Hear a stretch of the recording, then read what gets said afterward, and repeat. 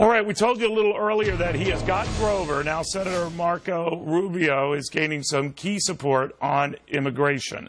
I'm not talking about anti-tax activist Grover Norquist, not completely, but let's say mostly trying to help the senator with an immigration reform package that Grover, I'm sure you heard the retired colonel say just didn't meet muster with him, especially in light of these Boston attacks. What do you say?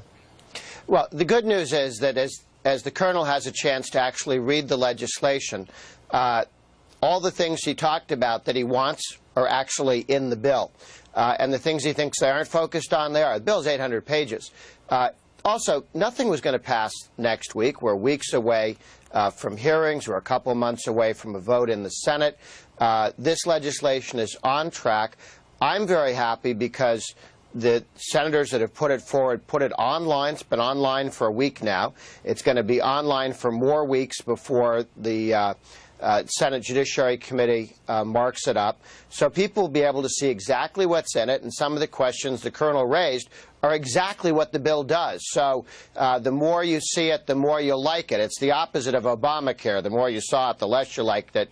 If you're worried about border security, if you're worried about economic growth and how bringing in more talented people, more skilled people, and having a guest worker program, which is the best border security you have. You know the story that we used to arrest 800,000 people at the border in the 40s and 50s.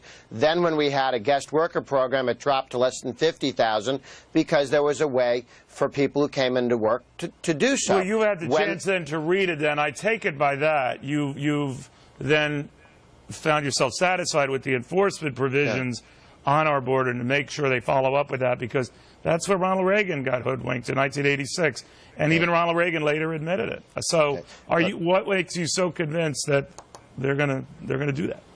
Well, two things. The big failure with the 86 package was there was no guest worker provisions, and so people just kept coming across the border illegally because there was no legal way to do it. Of course it was going to fail. This has a more robust guest worker program, not as much as I'd like. I mean, this is not a perfect bill, but in all the things you want: border security, a guest worker program, high-skilled talent, bringing more people in for economic reasons rather than other reasons, all of those, rather than family reunification, all of those make this very pro-growth. So all the big stuff that you like are in there. So let me just, if you don't mind, moving in the right direction. Well, let's move to a couple of other directions here. One is that regardless of what you say and the substance that's still in this, a lot of people say the atmosphere has changed completely post-Boston, post this threat from Canada, that the environment has changed, and whatever good this bill has, it's going to take a back seat right now. What do you say? Well, look, whenever there's a crime, you saw this on the shootings, the murders in Connecticut, people who wanted gun control before the shootings tried to exploit that tragedy. The people who are against high-skilled workers coming into this country, all the anti-immigrant groups are against all immigrants, not just some, and they're already trying to exploit these murders in Boston to attack immigration of everybody. I don't think it'll work. The American people are smarter than that. Yes, the FBI should go after bad guys. Evidently, they let some slip through their fingers in the case of Boston. But everything in this bill moves in the right direction for security and the American economy and all the kind of questions you ought to have. Shame on the people who've tried to use the murders in Boston to undermine immigration reform. I don't think they'll be able to do it.